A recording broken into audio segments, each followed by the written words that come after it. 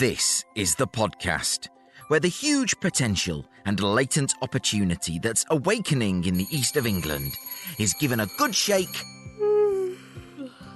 and handed a double espresso, because our time is now. Welcome to Eastern Promise. Greetings and welcome to episode 58 of Eastern Promise, where my guest this week is Asher Minns, Executive Director of the Tyndall Centre for Climate Change Research at the University of East Anglia.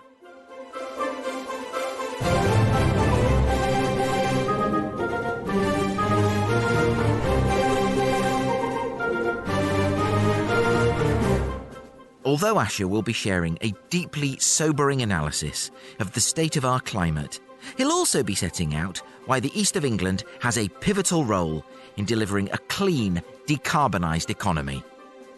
Staying with the UEA, we'll also be talking to contestants, mentors and judges at the grand finale of the 2023 Changemakers event, held earlier this month at the university's iconic Enterprise Centre. And finally, where in the east of England do you go to be sporty? Don't be out for a duck, be in for some CROWDSOURCERY.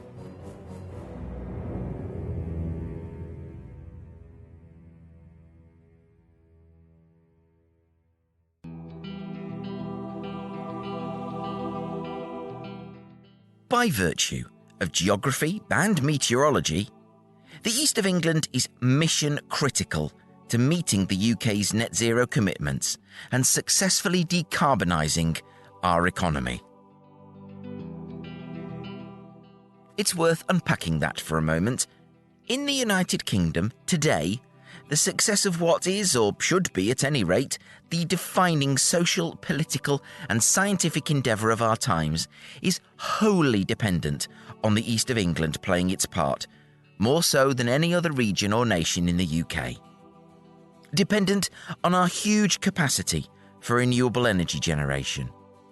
Dependent on our proximity to other major conurbations such as London. And dependent on the scientific work being done in our region to track climate change and advise on the measures needed to fight it. Is that a touch overblown? A bit heavy on the hyperbole? You know, I thought so at first. But then, I sat down with my guest today, Asher Minns, Executive Director of the Tyndall Centre for Climate Change Research at the University of East Anglia, to find out how much we needed to do, but also our capacity here in the East of England to get the job done.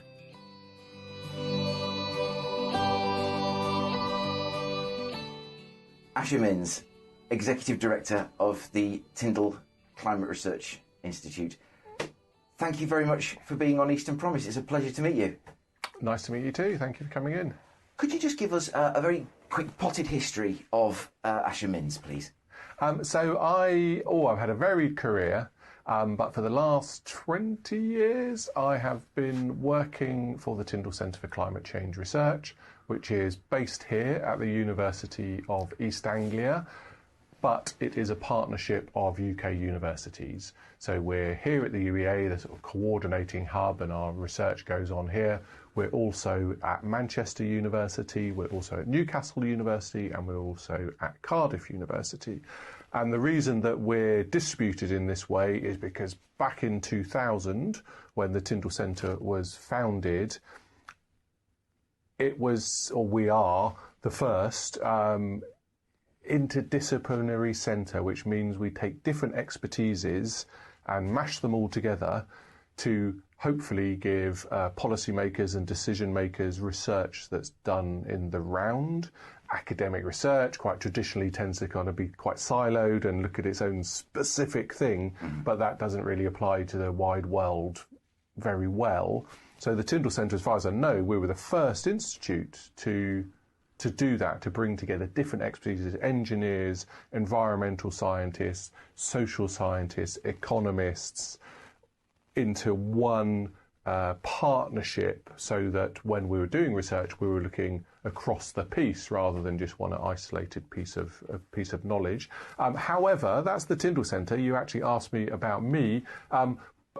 Right at the beginning, I'm very, very, very old. Right at the beginning, I'm actually an engineer. So I started off as a radar engineer, and have done various things and ended up in science and research. Oh, it's fascinating how people sort of wind up in places. Could you just talk us through how the centre came to be located here in Norwich and in the east of England? The building we're sitting in at the moment, which is, if listeners imagine a sort of large bean can type building with a glass roof, that's where we are, and that's it's the Hubert Lamb building, better known as the Climatic Research Unit. Hubert Lamb was the person who founded the Climatic Research Unit, and the Climatic Research Unit, a bit like the Tyndall Centre, but we're going back further now because the Climatic Research Unit is marking its 50th anniversary. That was the first centre to be looking at what is happening in the climate. So really it was meteorologists or weathermen who came together thinking, there seems to be something going on here that's more than just to do with weather. It's longer term. So they started putting together that longer term evidence, that longer term data to see, well, is there anything happening?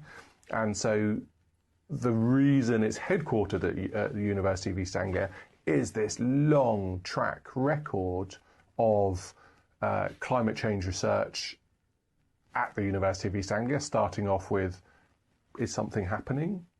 Very sort of curiosity driven, through to where we are now, which is far beyond the Tyndall Centre for Climate Change Research.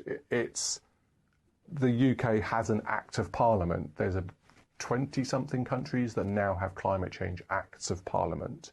There is the United Nations Paris Agreement, which of 2015, 196 countries of the world got together and agreed to reduce emissions and to try and limit the amount of global warming that was going on. So, in a very roundabout but also quite a linear route, you could say it started here in this building where you're currently sitting, out to the United Nations Paris Agreement, out to all these climate change acts, out to every paper talking about climate change in some way, whether it's a business paper or a popular tabloid going, it's scorching because there's a heat wave, and is it climate change? So that kind of started here in this building. I mean, it's very interesting because just only last night, hearing on the news that the Competition and Markets Authority is going to look again at antitrust legislation to allow companies to collaborate on sustainability measures.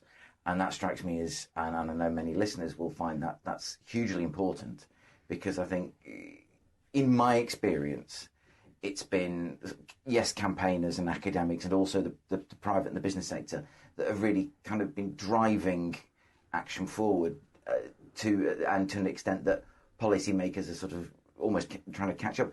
Is that fair? Is that your experience, or do you have a more nuanced view? Mostly the nature of Tyndall Centre work is that we've mostly worked with policymakers, because in a way that was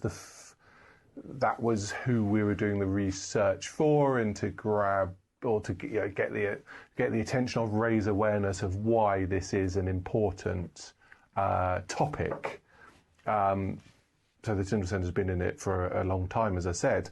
But with that, there's always been business interest and business discourse. And I think that probably is where you can see, if we mapped it, you could see much more growth in business discourse now, and business interest, and business talking about net zero and some of these things that are almost slightly commonplace terminology, not exactly down the pub, but and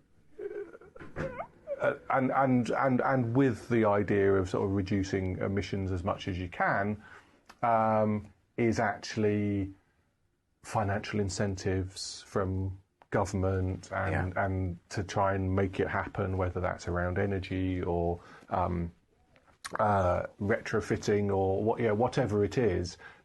So I think there's a whole piece there, and it all has to be plugged in together. And the other thing from a business perspective is not only is it good for business values, it's also completely necessary. There's no choice but to reduce emissions.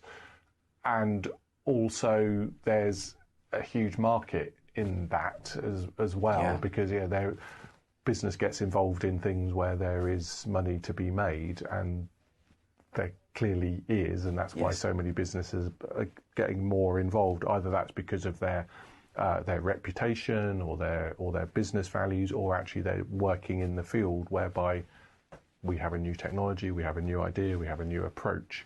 And so that's why, another reason that business is coming on board. Yeah, and it's also the renewable energy sources are, especially at the moment, a great way to cut costs. I mean, we at home we put solar panels on in July, and it's incredible. We bought a travel kettle now because it draws enough that it does it for nothing basically from the panels. You briefed, the Tyndall Centre rather briefed the all-party parliamentary group for the East of England. I came across a briefing that struck me as a fantastic briefing. You were briefing them that the region is critical to the success of decarbonisation due to our renewable energy resources. How can we support? How is the Tyndall Centre and the rest of society? How can we support those policymakers? And is there still work to do with I can sort of speak from some experience with some policymakers.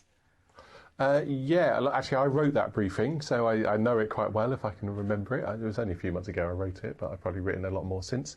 So I have a particular interest in the East of England, not only because I live here, but I've also, maybe we'll talk about it separate, but I'm also the co-chair of the Norwich Climate Commission. Indeed. But we'll come to that separately.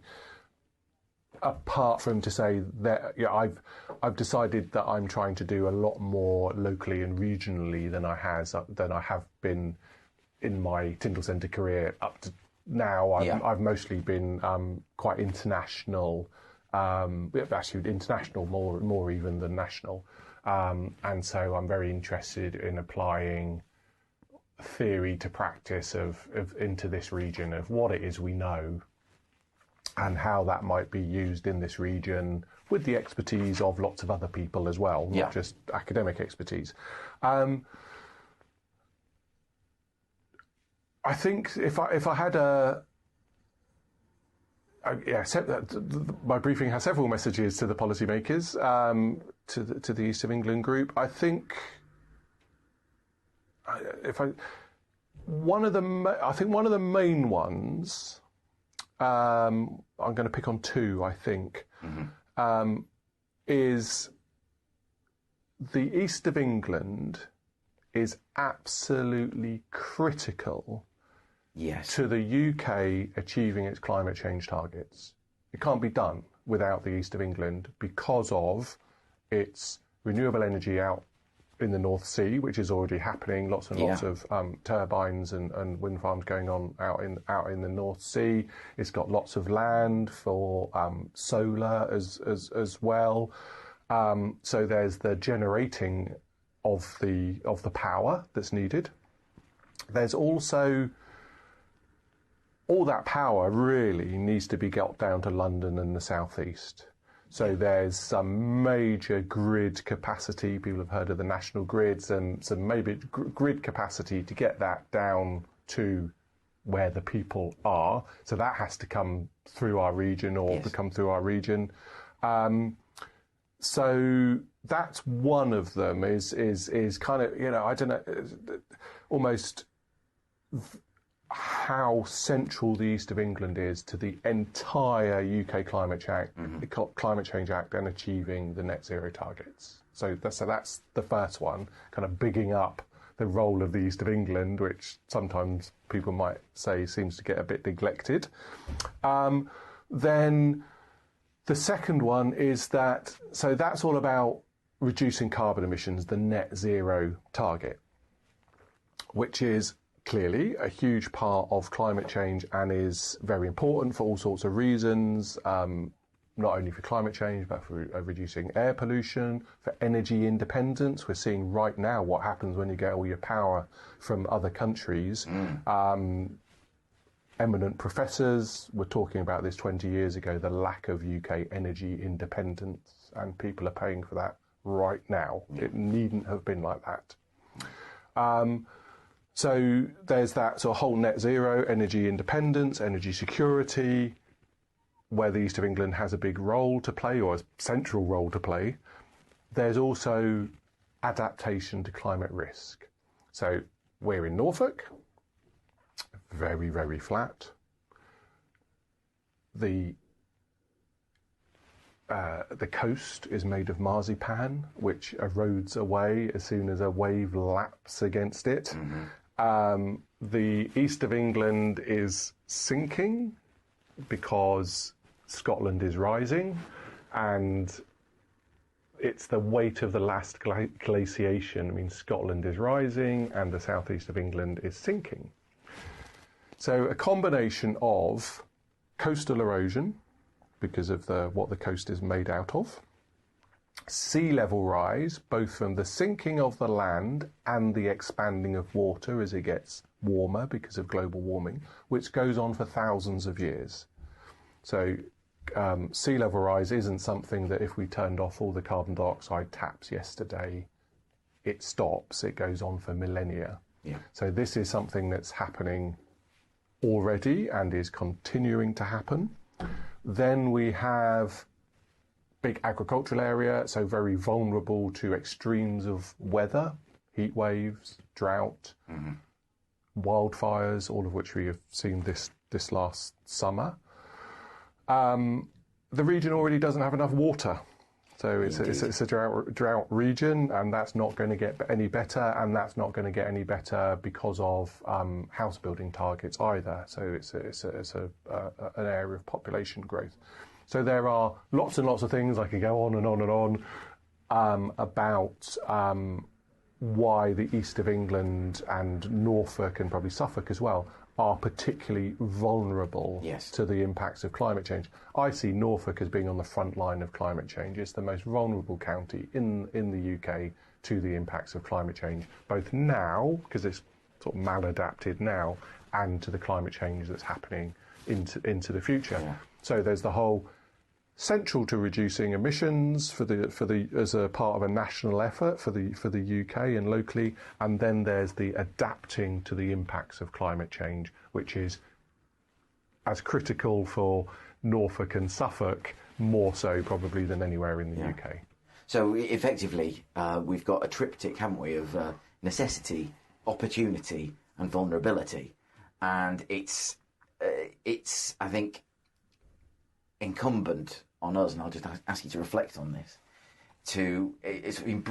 by embracing the opportunity. I mean, it's 70 years since the 1953 floods, if I've got my math correctly. It is. And I always worry about that. And that's what it should have been sooner, but an appropriate moment to sort of take stock of that vulnerability. I was at the Norfolk Farming Conference, and the Lord Dannatt was, who's chair of the, hope I get this right, Norfolk Strategic Flooding Alliance, and sort of talking about that, the water issue.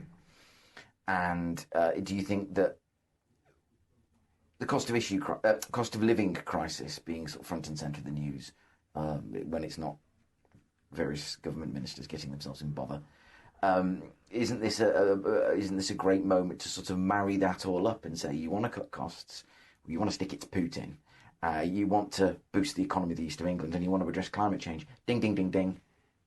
You're on a winner here. Yeah, absolutely. And don't want to be that annoying, we told you so. Why not? But I'm going to be. And, do it. And there is no reason that the UK couldn't be energy independent, certainly in electricity. And that should have happened by now. Yeah. You might still have to get some from other sources, and that just takes vision and investment. But look what happens if you don't do vision and investment in these realms. Yeah. The cost of living crisis isn't even with us yet. The huge hikes in interest rates aren't with most people yet, because that'll be coming as their mortgage terms complete, or the current mortgage arrangement. So we've not even seen the beginning. Now, not all of that is purely to do with energy, but somebody should do the analysis of how much of that is down to energy when people's gas is increased by 4 times and things like this on people that don't have much money to begin with. So I think there's there's of course, bound to say, Anna, listen to your academics, because actually Yes. sometimes they have got some useful things to say. But that's not necessarily just academics within universities. That's very skilled people within government departments. The people who kind of really know the field, and it's beyond politics. That's I think that's one of the things about climate. It isn't political. It doesn't care, does it? Yes, really? yes, yeah. It doesn't care the colour of your rosette. It doesn't care what your plans for the weekend are. It doesn't care about whether people want that pile on there or not. And it would be very easy for me to join you going down there. But what I want to come back to is, first of all, you've got a place like Cornwall Insight, also in Norwich. You've got the energy and yourselves here. What a great very proud of that, even if at the moment the news is not spectacularly encouraging. But the vision statement for the Tyndall Centre, I was really struck by when I read through, and the aim a bit of the centre. It says to see ongoing scientific research support society making a timely transition to a sustainable low carbon future. It was the word timely that jumped out for me. What would you define as timely? Would yesterday be timely? Yeah, we keep having to revise our timelines. I think that the vision statement actually it's been tweaked a bit, but it hasn't changed much over the last 20 years, really. I don't think it's always, which is, that's quite a good vision statement. On the other hand, it's a bit of a failure of a vision statement, because what we have hoped that wider society would achieve, this is just down to the Tyndall Centre, hasn't really happened.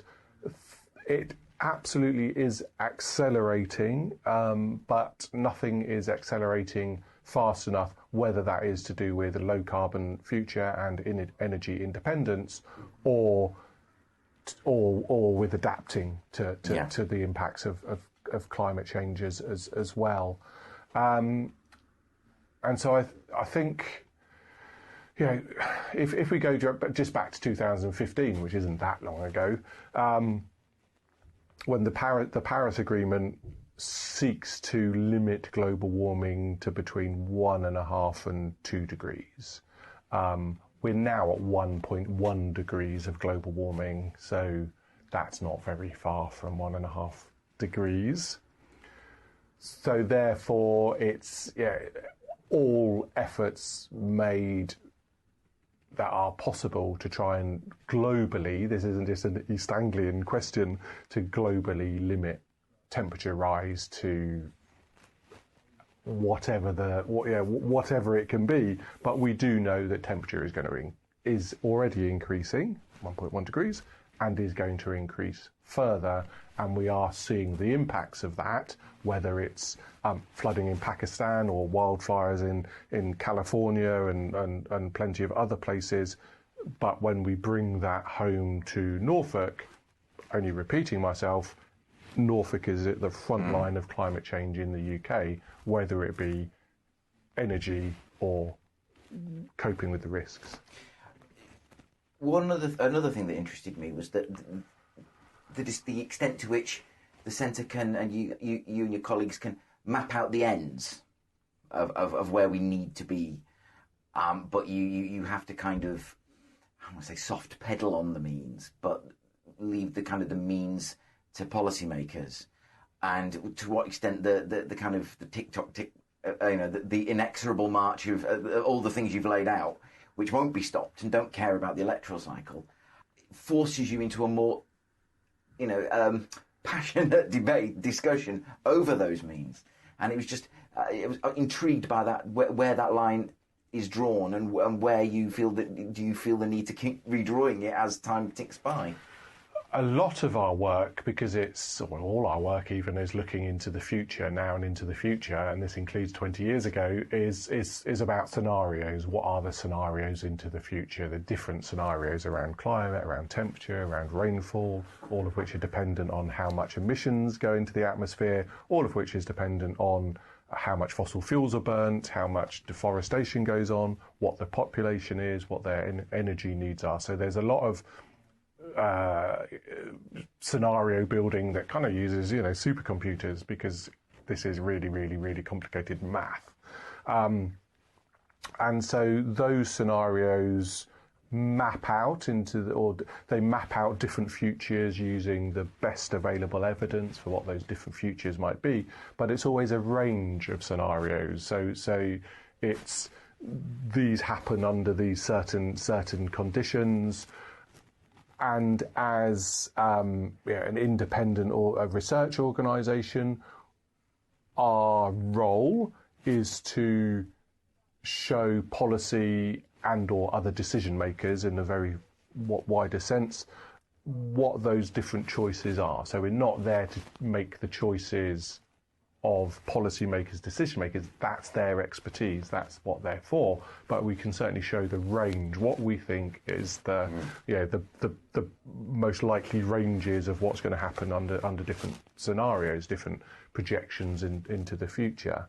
But having said that, it's not that we're sitting on the fence and at all. We're absolute advocates for climate action, and so that's something that has to be done. We advocate for that very much, and advocate for sort of better knowledge and better research. But those decisions have to be taken in the round of the expertises of who the decision maker is, whether that's business person or policy maker. So we're making our decisions within the realms of climate and energy, not necessarily economy and bottom line and other things. So just to go back to the vision statement, which again is brilliant and I think is really strong, and it says, Paris Agreement presents a clear challenge for the research community to find achievable pathways of global decarbonisation without impeding prosperity, security and development. I mean, you've gone into this already, but I just wanted you to reflect, and I know you already have, but reflect on whether we are paying enough attention to regionally and nationally to the potential of renewable energy, of a source of all of the above. And you say you have already covered that, but I'm going to ask the question because I've written it down already. Yeah, I think it's I'm just going to have a cough. Sorry. That's all right. Go for it.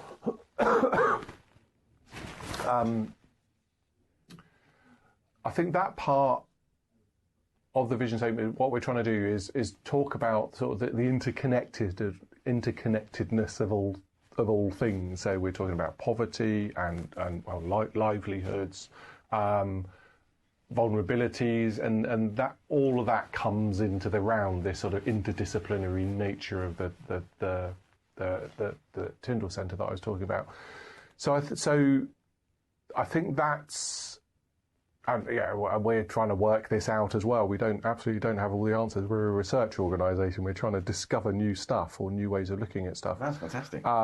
Is that it's not connected together enough, whether that's in academia, where we're sitting right now, or into wider policy making and decision making. Mm-hmm. And I'm going to come back to where Eastern Promise to make an Eastern example. Is that everybody knows, listening to this programme, there's some really wealthy areas in this region, and there's a lot of poverty in this region. And of course, it's the poorer people that are most vulnerable to all these changes in energy prices and the cost of living crisis. And in some ways, and maybe less so now, but traditionally, and you were talking about the 1953 floods, that was poor people.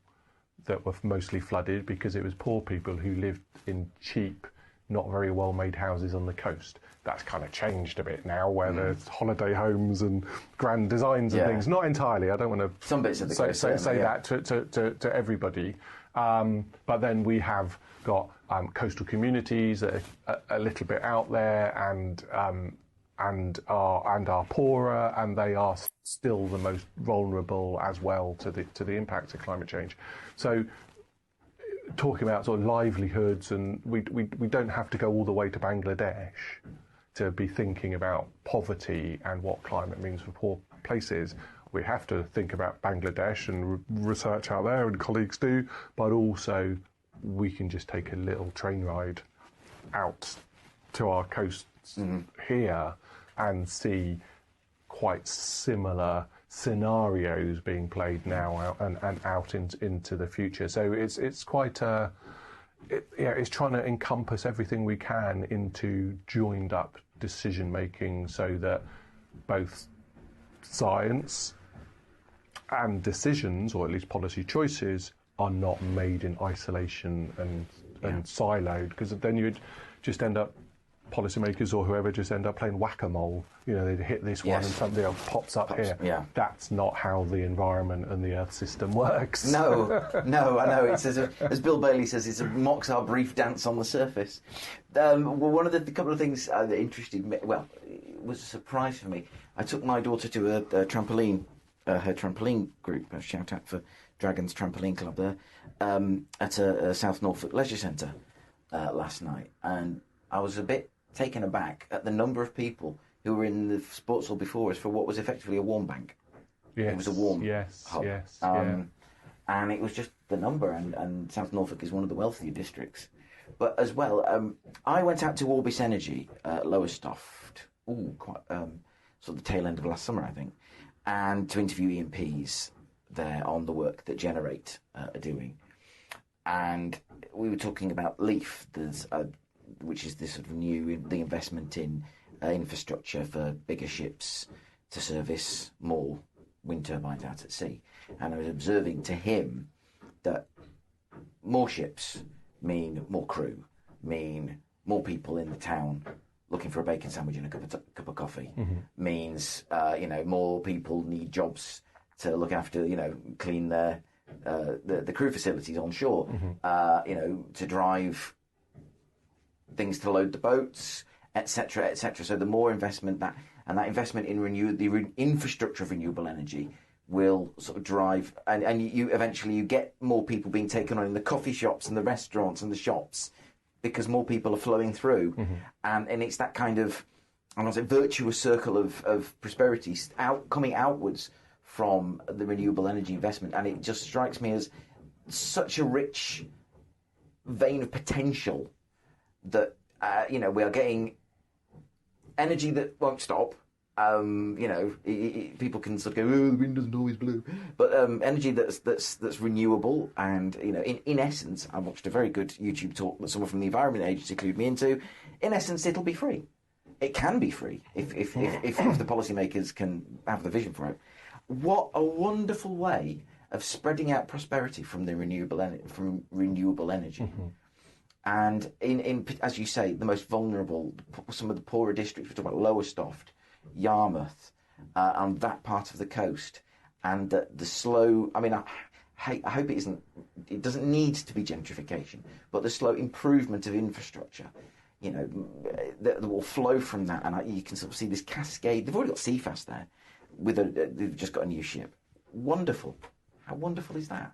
I should invite you to reflect on that screed I've just blurted out. Yeah, I think there's quite a lot there. I'm sorry. I think, yeah, so there's, yes, definitely there's, that's always quite a classic sort of vision of growth, so you get investment in somewhere and that does knock on into the local economy, be it jobs, accommodation, perhaps bringing skills into the area that weren't previously there, that sort of thing, and then smaller businesses start up or start servicing the bigger businesses, and so yes, absolutely, and like I say, I think that's quite sort of classical, how to look at growth. I think there's also a lot more to growth and things like a good economy, because so there we're having maybe quite sort of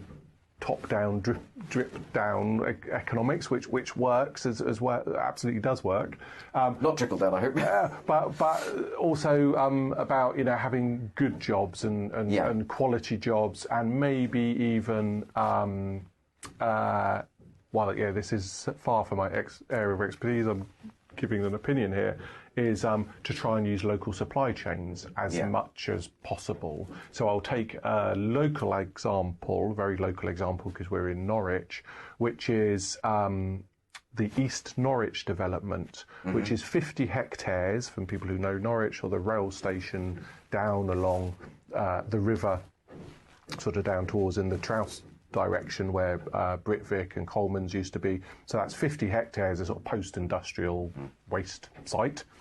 That's going to be completely regenerated, completely developed. Yes. Into housing, shops, homes, schools, whatever it is, it's going to be. As far as I'm aware, 50 hectares is the biggest sort of inner city urban development in England and Wales. 50 hectares is huge. It's going to take decades to build all that. There's different parcels of land. But the reason I sort of bring that into this conversation here about economies is that will be a big growth place, of course. But the development of that should also be completely low carbon. If it's going to be 6,000 homes, well, let's have 6,000 net zero homes. It's right on the river. We've already talked about adaptation, coastal flooding, water coming up rivers, water flowing down rivers. So it has to be built to be coping with floods. We have talked about lack of drinking water. So it also has to be very low consumption in water as well. Ideally, not huge car parks and things like that for the 6,000 homes or however many it's going to be. So to be done very holistically, and if that development, it is happening or will happen, how to shorten those supply chains so that it's local firms doing as much as that as possible, so the money stays in the economy. If it's going to be whatever heat, I'm not going to talk about the heating system, but if whatever heating system is put into there, then, well, why not train up the skills to have that done by current youth who will be a little bit older by that. So for that, exactly taking the economic example you're giving, which is in investment, effectively, to go into, well, how to use that investment in the most useful way to grow the local economy for forever. Because in the case of East Norwich, if those homes were built to current standards, they're obsolete before anybody has signed on the mortgage and got the keys, because they're going to be high energy consumption, they're not going to be net zero, and they're not going to be adapted to flooding, and they're going to use lots of water and all this sort of thing. So I think there's looking at good economy, looking at economics in the round as well. I mean, you make an excellent point. We've got Goldsmith Street here in Norwich, which I'm hopefully trying to arrange to go and have a quick tour around. And I know there are some who are a bit sniffy about the cost, but it's got international attention.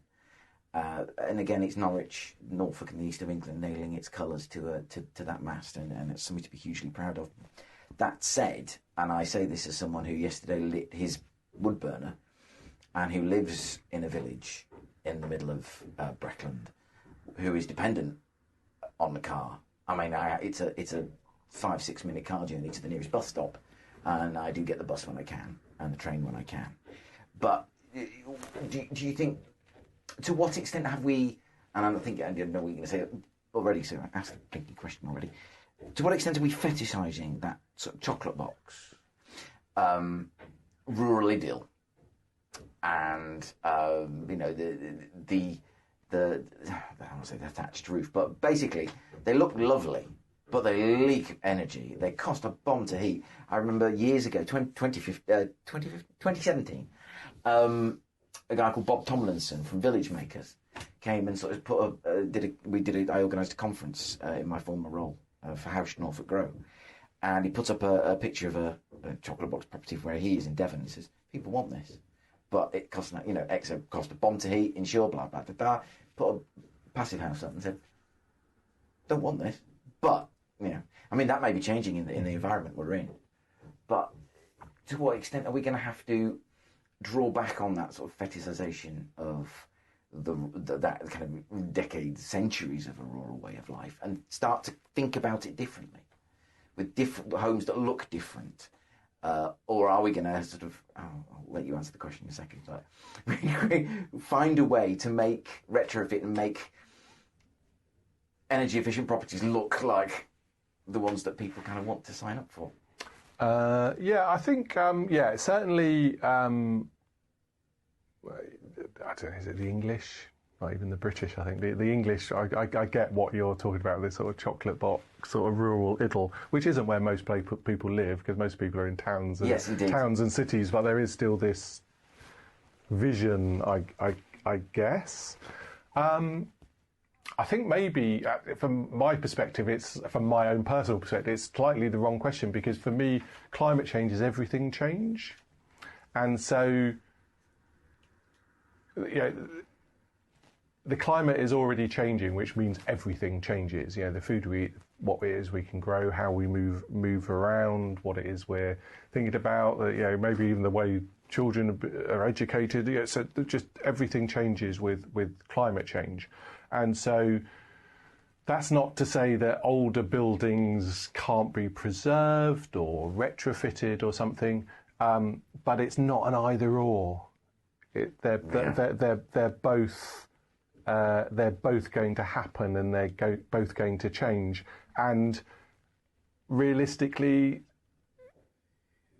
in terms of emissions, it's all in the cities and the towns. So some village homes having large uses of energy isn't showing up very much in the global carbon budget, particularly. But I think those will change over time anyway. As technologies develop and people's habits change, and as people desire other ways of living, homes will change themselves. But I would also sort of put in the thought that a lot of the reason we have these older homes, and I live in a bog standard Victorian 2 up 2 down terrace in Norwich, as does a lot of people in Norwich and the rest of the country, is because of over-investment in property by the Victorians. They built to good standards, and perhaps in old farmhouses made of stone or whatever, they built the best they could at that moment in time, and that's why people are still living in homes built in 1700 or 1600 or 1500, and why I'm living in a sort of 1900s late Victorian terrace, and as are loads of people in Norwich and every other city, because they did the best they could. And they're not supposed to be there. None of these properties are supposed to be there. So we pay hundreds of thousands of pounds for 2 up 2 down Victorian terrace homes. None of them are supposed to be there, because that's not, but the Victorians were just building the best they could. And that's why they're still standing, and that's why they still work, although they've now got plumbing and electricity and central heating and things like that. But it's about building the best you can, because you can. And I think that is something that has to be thought about by city, or planners, city planners, councillors who sign off on what it is that the planners have recommended, architects, all the people involved in this, builders themselves, the people putting together building regulations. Think about building a cathedral that will still be there in 500 years' time, not a kind of mobile home. Yeah. You know, and I think there is a difference in approach.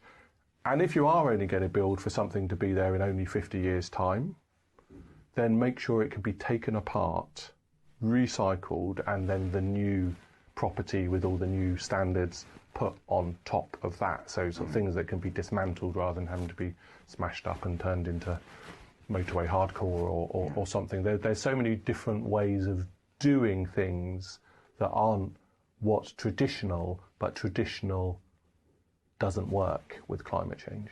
A very good example of that, actually.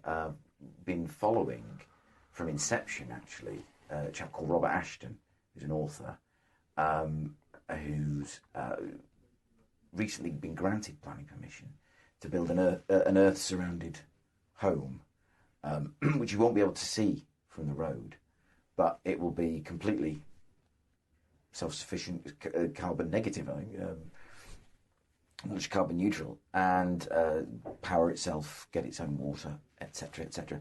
And I've been sort of every so often I go around to see him and record a little update. So hopefully we will put that together and eventually have a journey from the idea all the way through.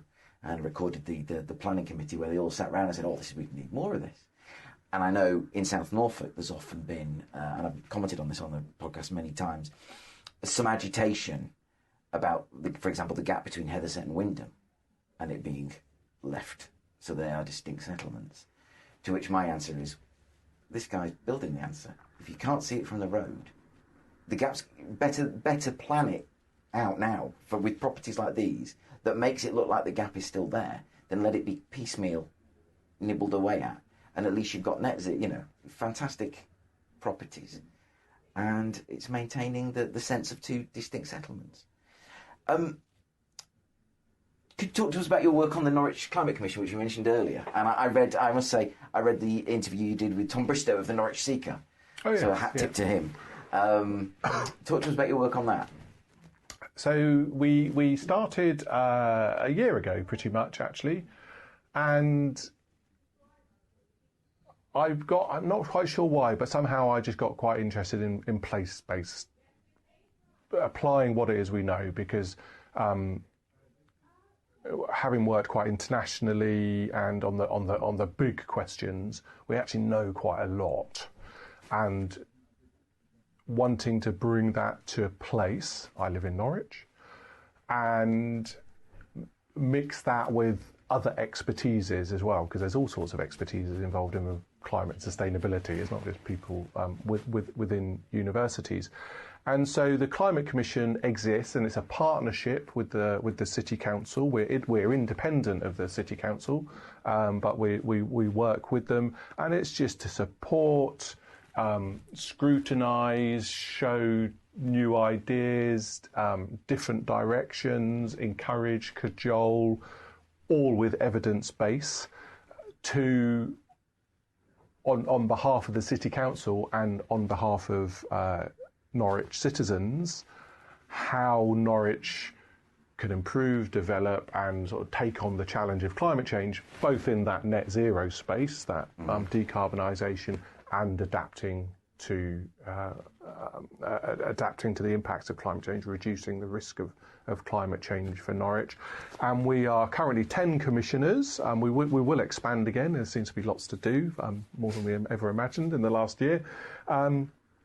We're 10 commissioners of different expertises. There's, sort of like, university types like me. There's people who are out there in the field as consultants. We have arts organisations. We have everybody's independent of their organisation, but representative of faith organisations.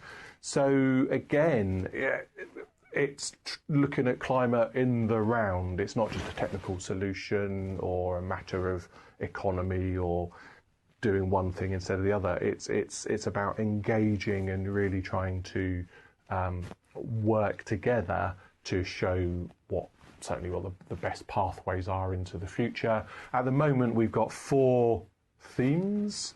One is built environments, and earlier in the interview I talked a little bit about East Norwich, so we're quite focusing on how East Norwich can be right for a climate future. We have citizen engagement, which hopefully speaks to its it describes what it is. Within that, there's a network called Our Power, and Our Power is working with leaders of community groups to work with them, and then hopefully things will be passed on. It's all early days for the Commission, so we're seeing how everything develops. Adaptation, reducing the risks of climate change in Norwich. That's an area that I lead as well. And the other one, kind of obvious one, is energy. Yes. is those four. So that's what we've got at the moment. We will expand. We'll do more. But right now, I think we've got plenty to do in sort of consolidating those spaces. And I think one of the many enjoyable things about the Norwich Climate Commission is how it's bringing me into contact with really good, interesting, valuable Norwich-based or Norfolk-based groups, organisations, institutions that are either engaging with climate change in some way or want to engage with climate change in some way. Just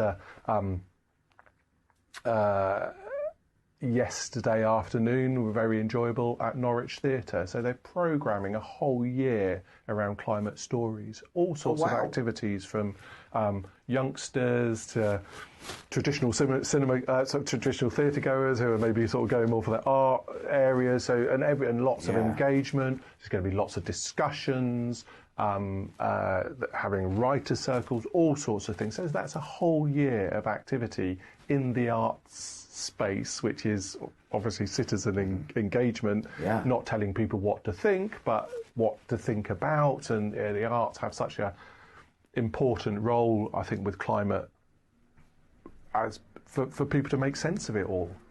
My graphs don't necessarily make sense of things for people. They just show what the result is or the pathway is. And so that's fabulous. That's really interesting that they're doing that. Nothing to do with the Commission. They're just doing this. This is something they want to do because it's important, and it's important to the society where Norwich Theatre is based. And here at the UEA, the Sainsbury Centre for Contemporary Visual Art, the art centre here, they've now got a curator dedicated to 3 years of climate change, a climate change dedicated curator. And I think it's next year, 2024, there'll be a whole big exhibitions, climate-related, sustainability-related arts things. So there's the bread and butter work of the Commission, but there's also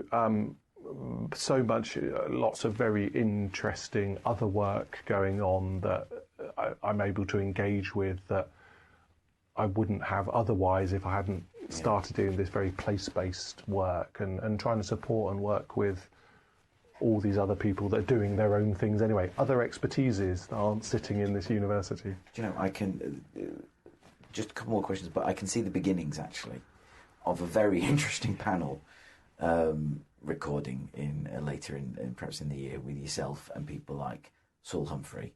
I don't know if you know Saul. The architect, yes. And a very big voice on sustainability, people like Clark Willis, who took me around the Food Enterprise Park, showed me the vertical farms, and is such what I call an agrofuturist. And I can think of trouble is you can think of so many people that you end up with needing a very big table.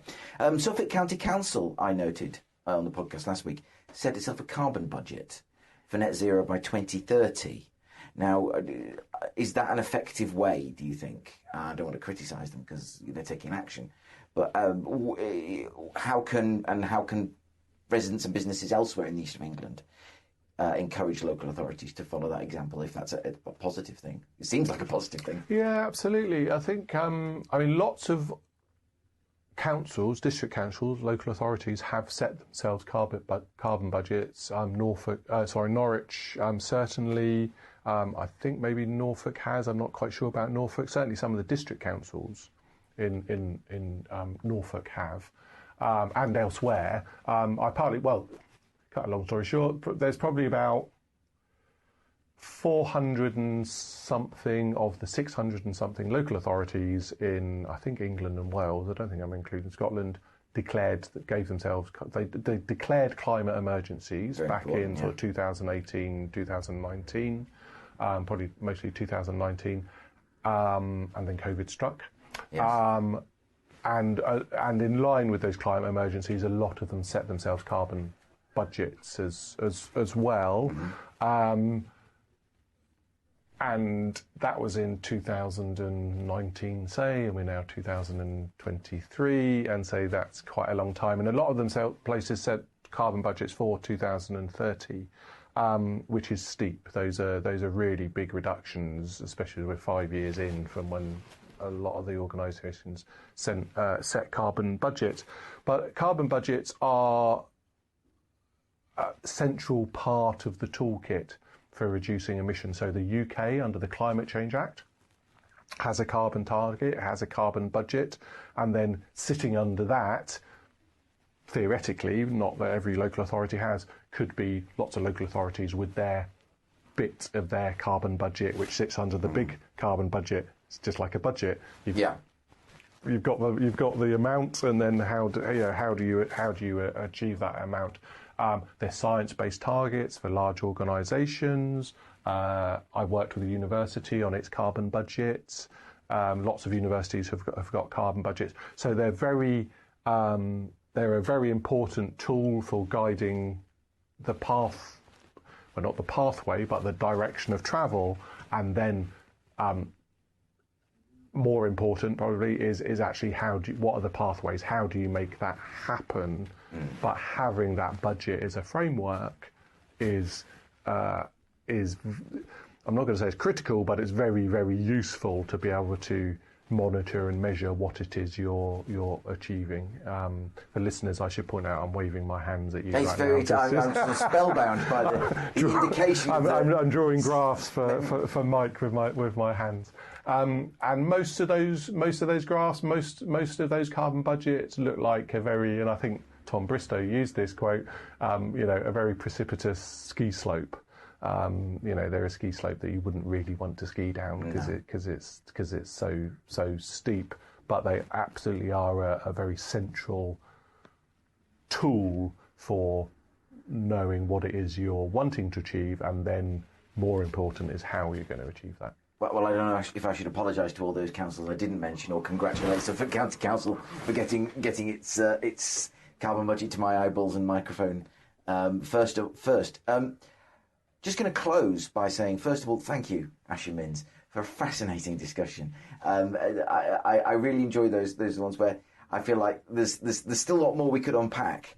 And I'd love to put you around a table with other people and basically just set you off to designing the future almost, and how we should be adapting. But I suppose this is a slightly self-serving final question: is what can the Eastern Promise podcast do, hopefully to be a part of the Eastern Promise Community Interest Company, to support the Tyndall Centre and the Norwich Climate Commission in doing what you're doing and sort of spreading the word, both the good news and the clarion call, if you like, that we've been discussing? What can we do to help, really, I suppose?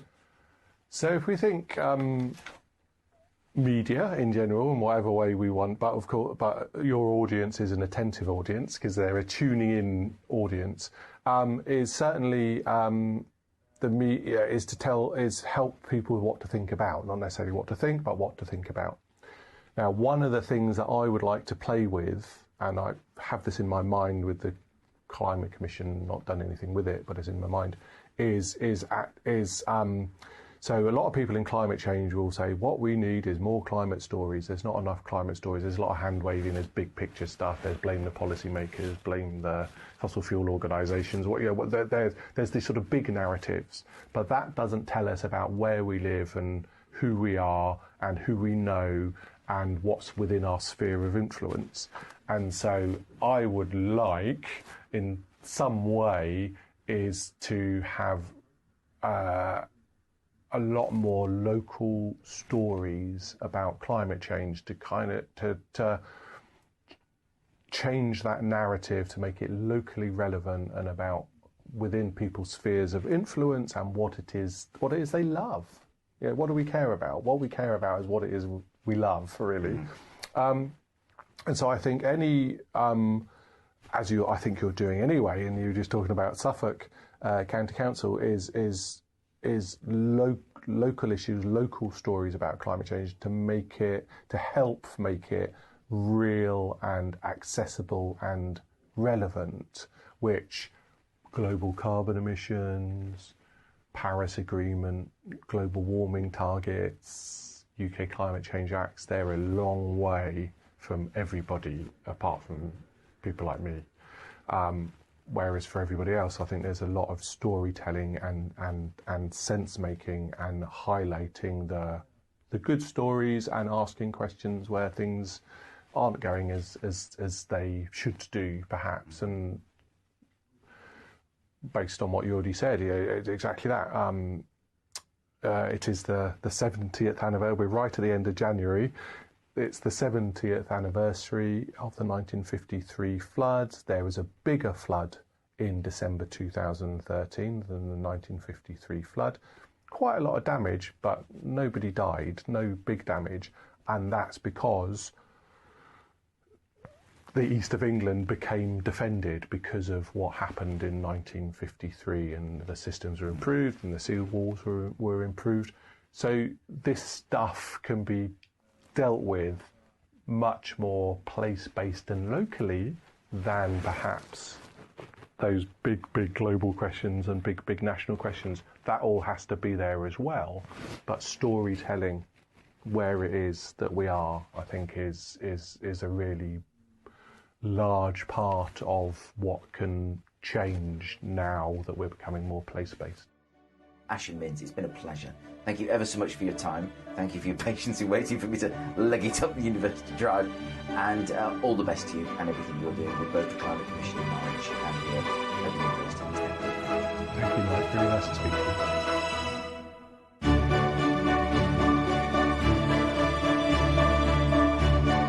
I am hugely grateful to Asher Minz for his time and for his analysis not only of the challenge ahead, but also for the huge opportunities within.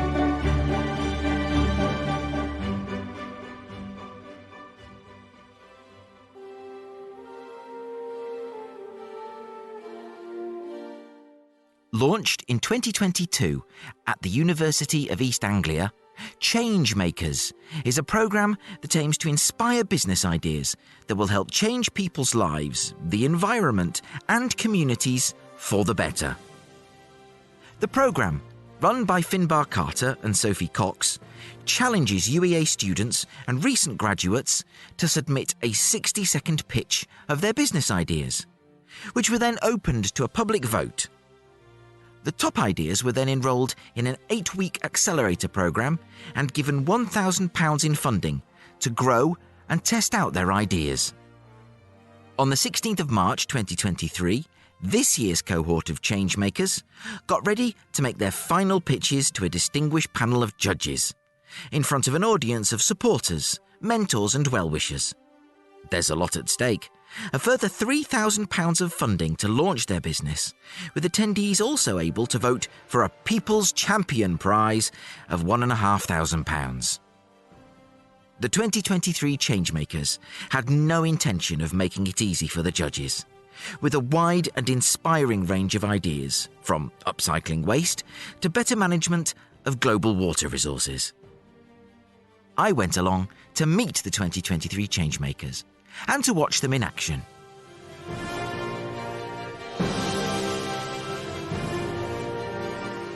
So my name's Ali, and I'm here to pitch a project called Planet, which is a social enterprise that supports young people with learning disabilities make the transition from children's services into adult life.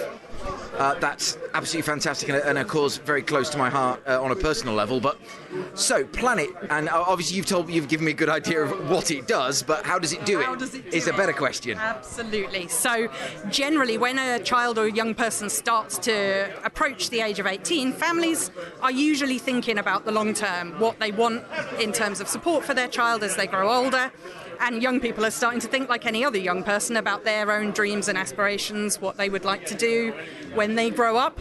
Unfortunately, the support that's available through social services is not adequate at the moment. We all know there's a social care crisis. People are not getting the upfront advice and support that they need at that early stage to understand the options, the various different models of funding, the various different types of support that are out there for those young people.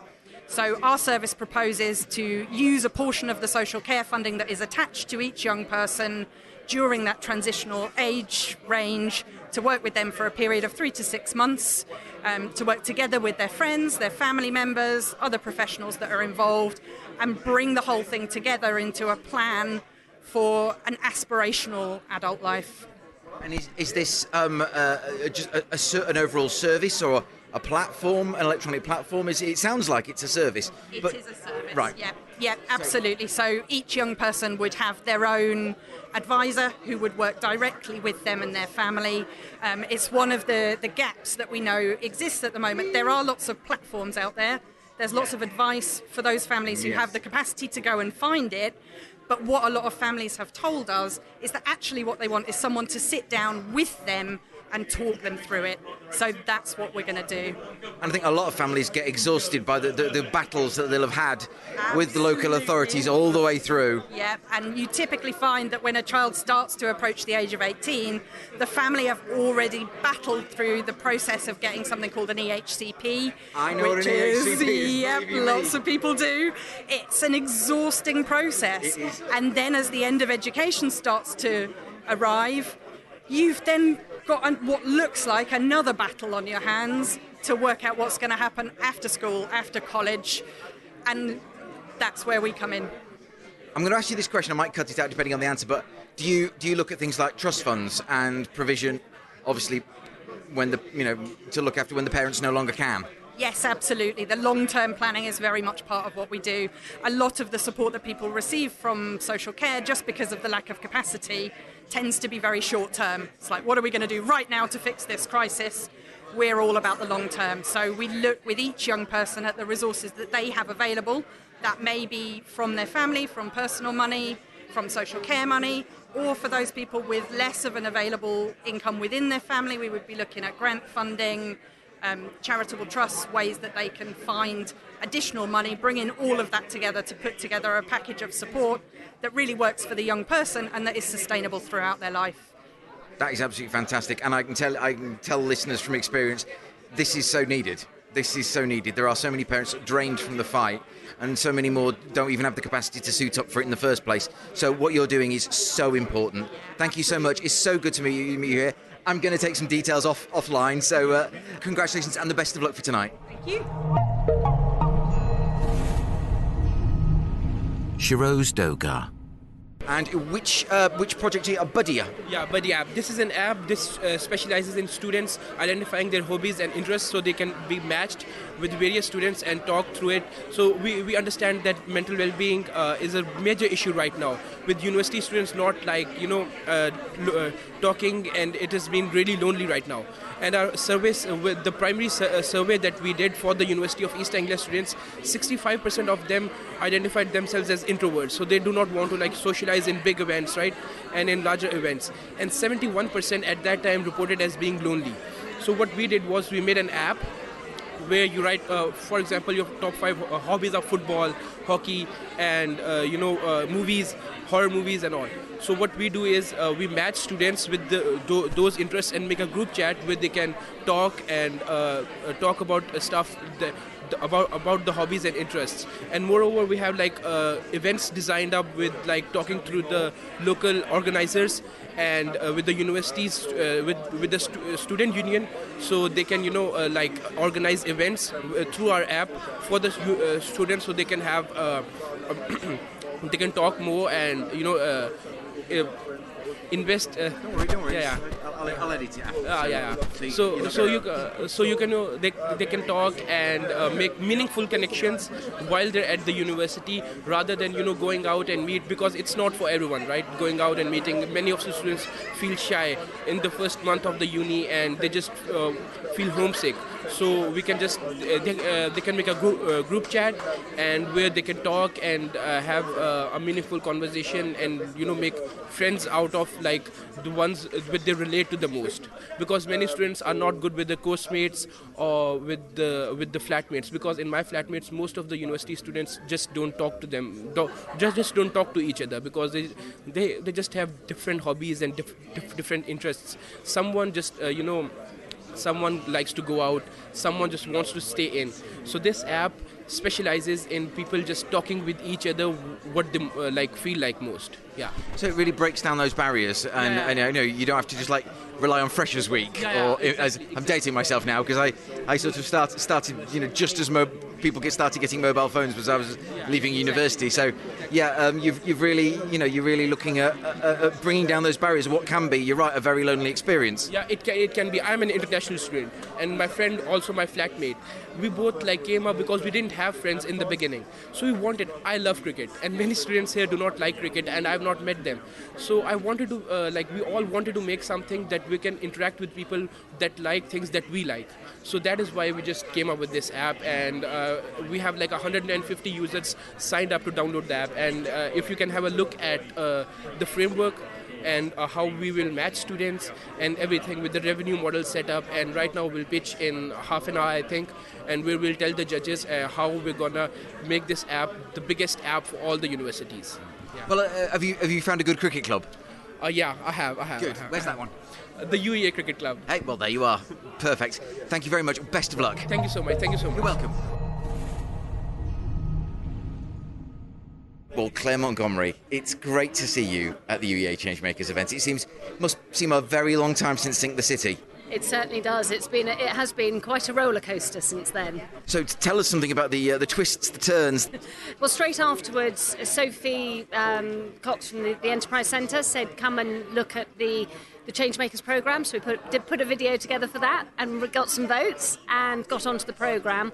And so the last 2 months have been an absolute whirlwind of speaking to people, our questionnaire, and we've spoken to something like 35 experts in health, well-being, medical tech, the Norfolk Network. They've been a huge support. And then last week, I haven't announced this yet, but last week we got a Grow It grant for £7,500. Wow.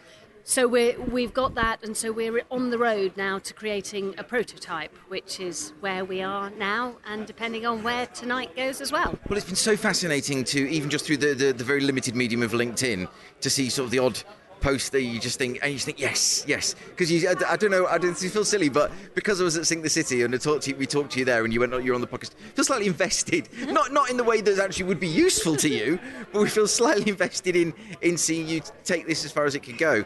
You've mentioned the grant, and you've mentioned the prototype. So where next post prototype? So I think, the critical thing is now proving that our idea can deliver the data that we need. So that is absolutely fundamental. But then after that, if we can do that, then we can start to build an MVP and create something that we can then go for further funding for. Because obviously it's a very expensive app.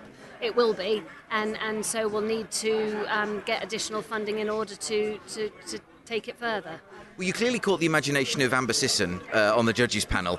So many questions. Has she been allowed out of seclusion to ask you them? Oh, so you're steeling yourself. You're shaking your head and you're steeling yourself for that moment she powers across to you. Yes. and through things about you. Well, all I'll say to you is, I know from experience that what you're doing is very, very important and is very much needed.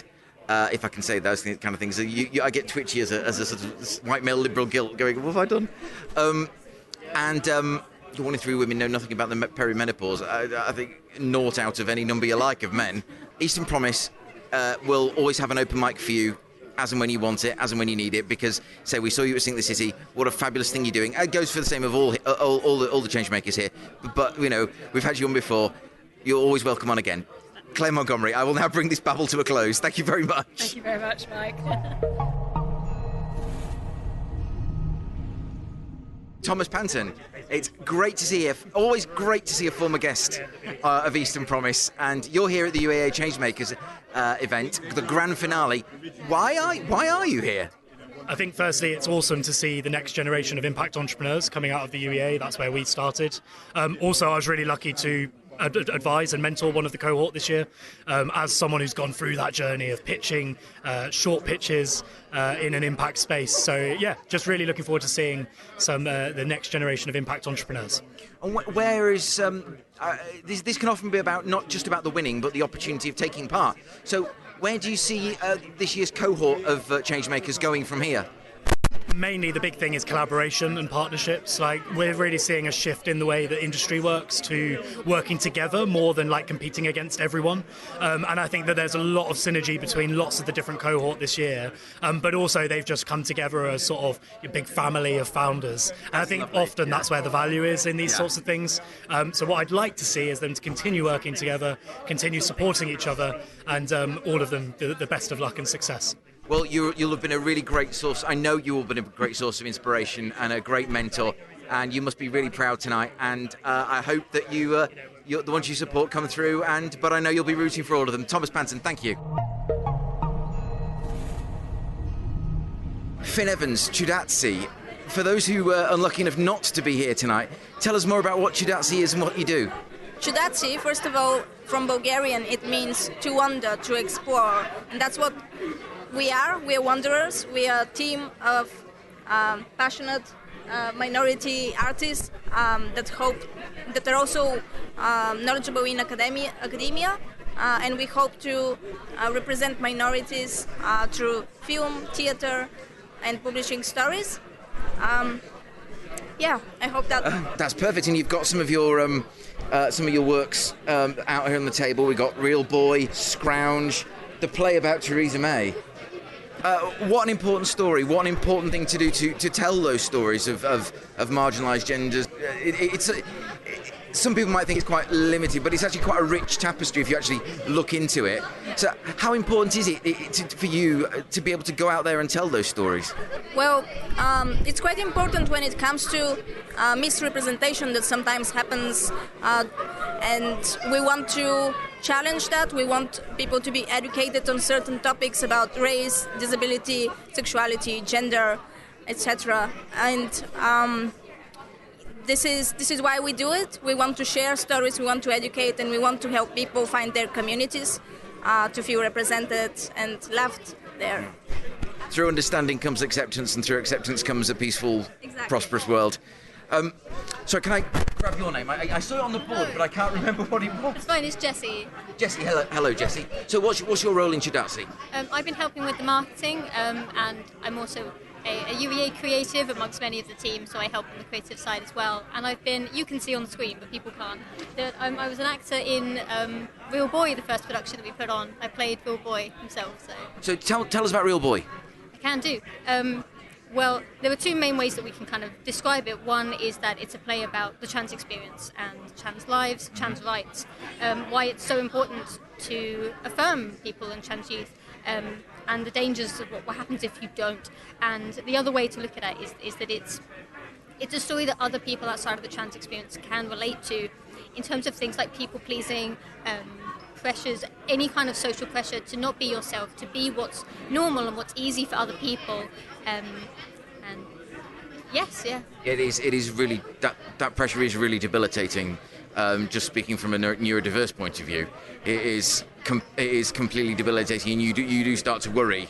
Am I doing too much of this? Am I doing not enough of that? And what have I missed cues? What's going on? So, I want to know about the play of Theresa May, and it's Amy Marie. It is indeed. Hi there. So a lot of us on the CROWDSOURCERY team actually have won awards for various things because we're all artists. Some of us are writers. I'm a writer. I won the Norfolk Arts Awards for new writing last year. Congratulations. Thank you.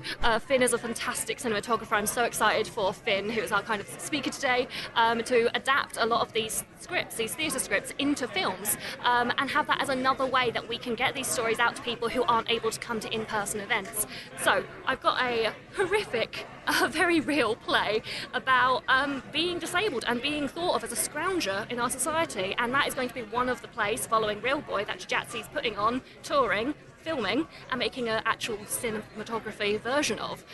So big project, but the play about Theresa May, the one you came over for... No, I didn't go over that. I just saw it when I got here and I was like, oh. What is that? So that's actually my first published work that I ever did. That's a political piece. It's a comedy, unlike Scrounge. And that was actually put on and toured while Theresa May was Prime Minister. And every single day it was updated to include what had happened that week. So it was a very busy piece with absolutely everything from the day she stood at the podium and said it's hard to be a woman and then didn't make anything better for women to right up to the end when she gave up. Right. So it is a comedy. My favourite thing about that show in particular is halfway through the tour, as part of a marketing stunt, we went to the House of Parliament, we snuck inside on a tour, and we were in the costumes, and then we sat in the House of Parliament and started doing a scene, and we were escorted out because they thought we might have been doing terrorism. Well, I worked there for 15 years and I was never escorted out, so you're one up on me. Wow, I mean, it's fantastic to have that kind of no-holds-barred theatre being created in our region, and congratulations, and it's really great to have you. I wish you all the best. Mitra Chanamand, who has been recycling glass and all manner of objects into fantastic artworks and jewellery. Congratulations on making the Changemakers Grand Final. Thank you so much. And where did this originate from? This idea of turning other people's junk into someone else's jewellery, someone else's art? Well, actually, it was my passion. When I arrived to UK, I was thinking to do something like to express my inner feelings. And then I was thinking about the waste management. So I realized that there are a lot of cardboards around, the garbage is around, so why not should I use that?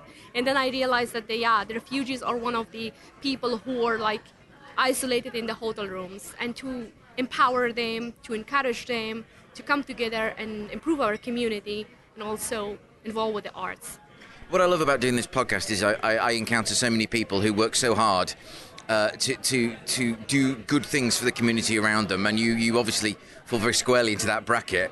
I mean, are you sort of building almost like a cooperative of artists around you and sharing your skills? Yeah, actually, it's like that. It's kind of. It's kind of like, how to say, it's an organization to encourage people to come together. And actually it's a community, because I would like to improve that community with myself and invite the people to encourage us, to support us, to purchase our products. And this is one of the options and one of the, reason that I have for doing this.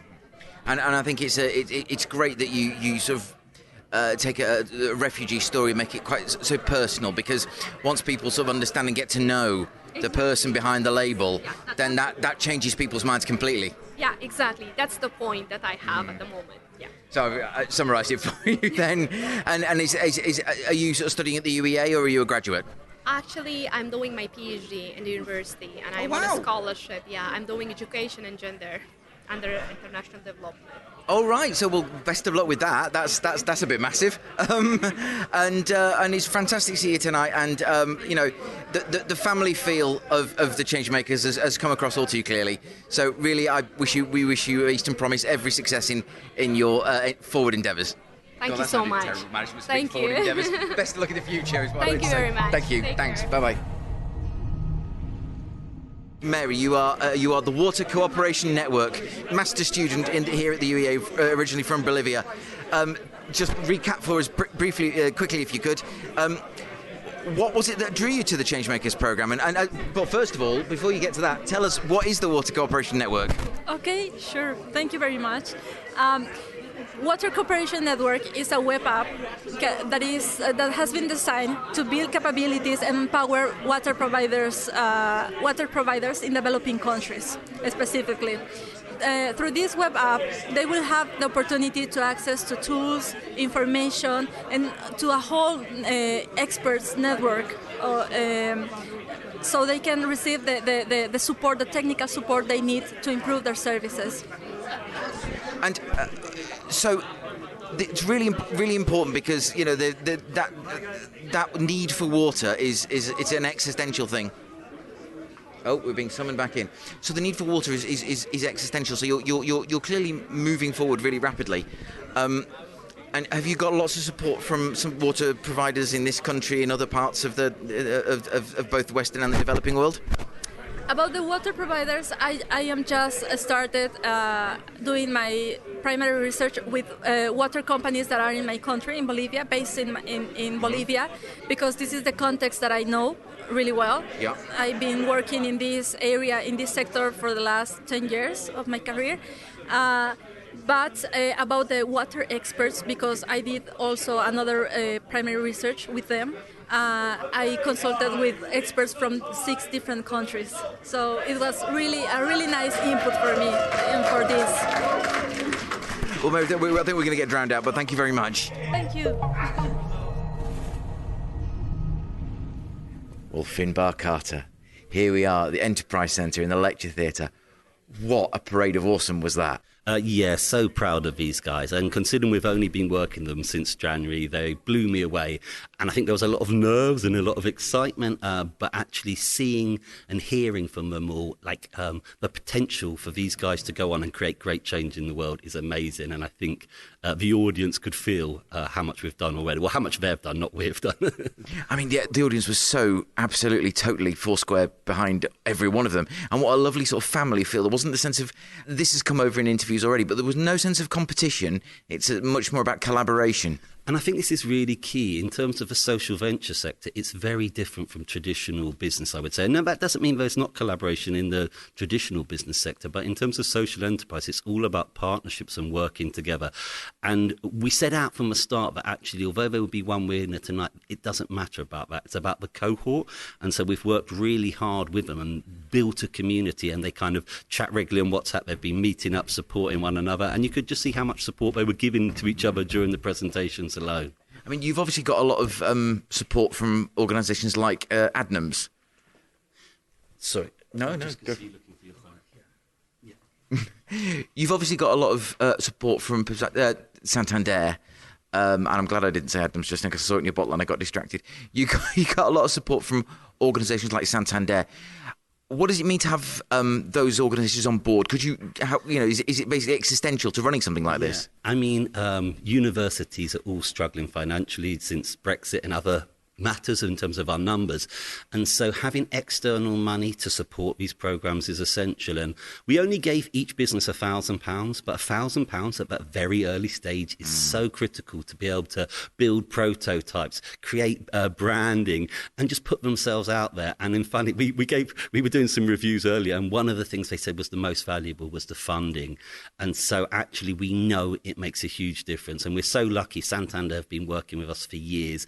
And it's not just about the money. They're passionate about social ventures as well. Though they might be a traditional bank, they're passionate about social ventures. And they've made it one of their key criteria in terms of the business they support. So, yeah, we couldn't thank them enough.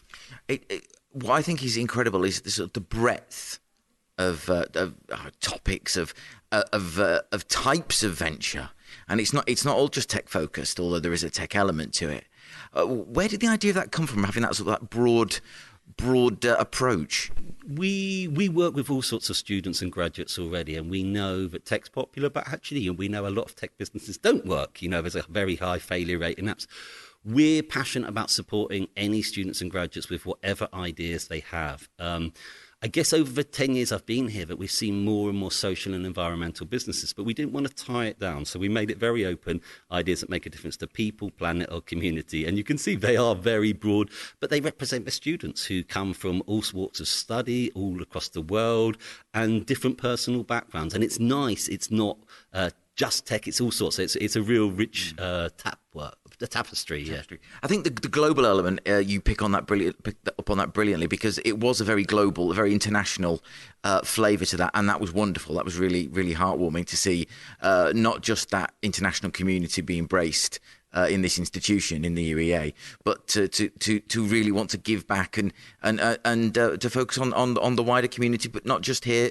The global community almost. Yeah, I mean, so we had students from Bolivia, India, Nigeria, Afghanistan, all across the globe, Bulgaria, probably missed a few out.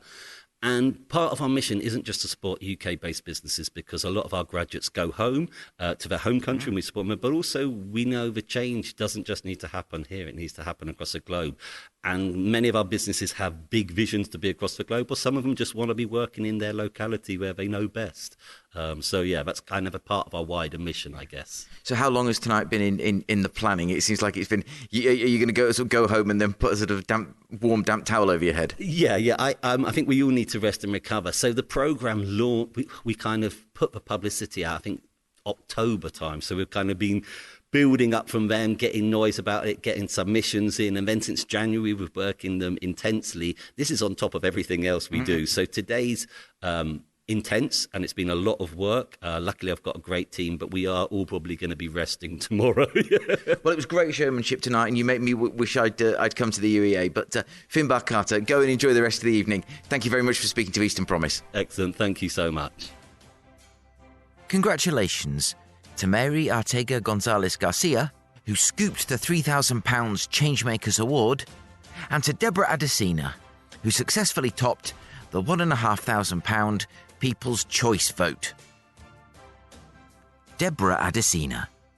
Debbie the Joy Giver, winner of the People's Choice. You're holding the trophy, which unfortunately people can't see, but you're clearly very happy with the trophy.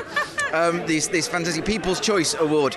You told us you're the Joy Giver, and you, I have to say, was the most joyful presentation on the stage, quite easily. Where's that joy coming from?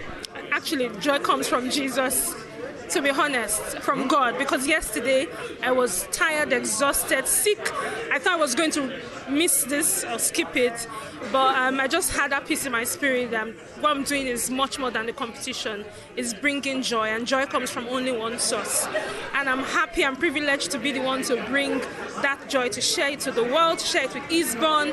Yeah, so that's the true source. I have no joy of my own, but yeah, he gives me all the joy. Well, you were certainly sharing that joy tonight, and it's lovely to see you talking about Eastbourne as well, because I'm there in 2 weeks' time. I know it very well. So, but what I thought was extraordinary about what you're doing is it's an area that many people, talking to the elderly, I think there's a fear that you kind of were kind of scotching or putting to one side, that people get frightened of the, as I am, so shall you be kind of thing.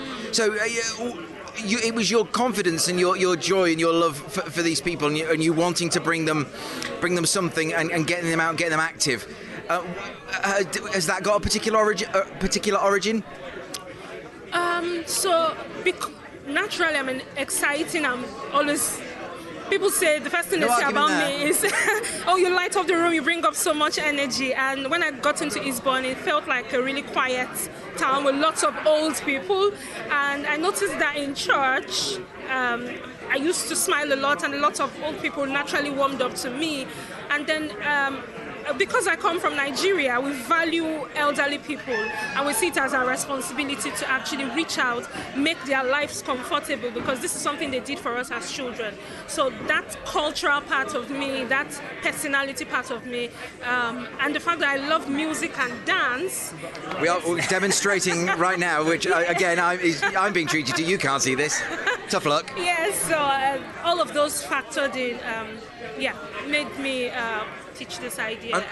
It is. You are doing something so important and so needed to make those connections and help people sort of to see that there's still joy and love to be had, even when you sort of advanced in years, and that you're here at the UEA and you're taking that to Eastbourne, which is another place close to my heart. Yeah. Fantastic! Congratulations! You by sheer energy on stage alone, that's a worthy winner. Thank you. All glory to him. Thank you. Dr. Nicola Hancock. That's right. Head judge at this fantastic evening, the Changemakers Grand Final. That must have been a very, very tough decision. It was incredibly difficult. They all had tremendous strengths in different areas, and there were just a couple that rose to the top that had addressed all of them. But goodness me, it was tough in that judging room, I can tell you. Were you kind of all moving in slightly one direction, or did there have to be a bit of debate and discussion first? Oh, I think I wouldn't want to reveal our techniques. Sorry, but I'm crying. No, absolutely. I think certainly we had some that really were stacking towards the top as we began to talk. Yes, and it would be fair to say that the final decision was absolutely unanimous, yes. So what does it mean to you to be asked to come along and judge something like this? That there's all these fantastic... There's obviously such a family developing around the cohort this year. To be able to sort of not just have sort of a role sort of picking out winners, but just to be part of that family, slightly on the outside, but still so much part of the mix. Yes, well, very much part of the UEA family as the Associate Pro Vice Chancellor for Innovation. It makes me incredibly proud. I'm inspired by every single one of the narratives we've heard about tonight. This is a phenomenal group of people, and I feel really safe in their hands for the future. That is an absolutely brilliant thought to end on. What a fantastic group of people. So many ideas, so many community-spirited ideas for improving the places we live, the world around us. Absolutely. Thank you very much, Nicola Hancock. Absolute pleasure. Thank you.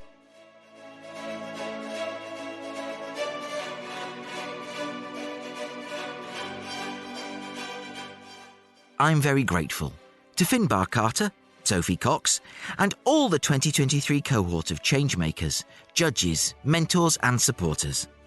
It was a truly uplifting evening, showcasing the huge passion behind world-class ideas, alongside what might seem a strange concept, that collaboration trumps competition every time. I'm already looking forward to seeing what the 2024 cohort of changemakers can achieve.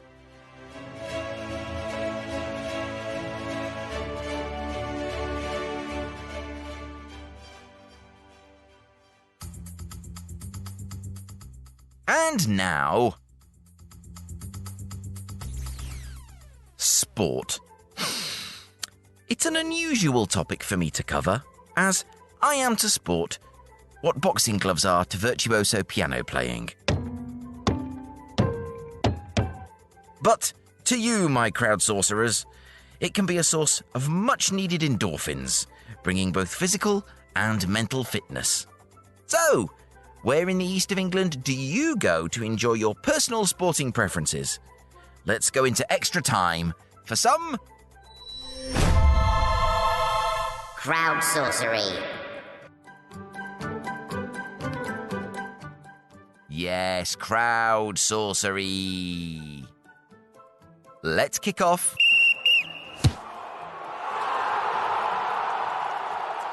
Yeah, see what I did there, yeah? With someone who's not just active, but actively looking to expand his activeness into all new activities. It's Tom Abbott of sustainable consultancy Green Easy. Thanks for the mention, Mike and Eastern Promise, says Tom.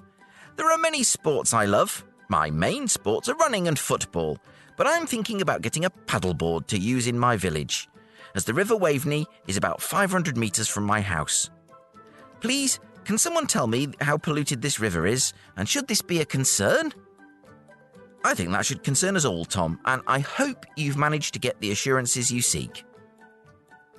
Joining me in eschewing the competitive nature of sport is marketing mage Laura Quelch of LQD Magic. Or is that Liquid Magic? I'm not sure. Says Laura, I prefer the fun side of sport, so just getting moving for a laugh with others. I'm not a fan of when people take it too seriously. As Yoga with Adrienne says, find what feels good. Someone who's clearly taken Laura's advice to heart is business development professional David Fieldhouse, although not so much recently.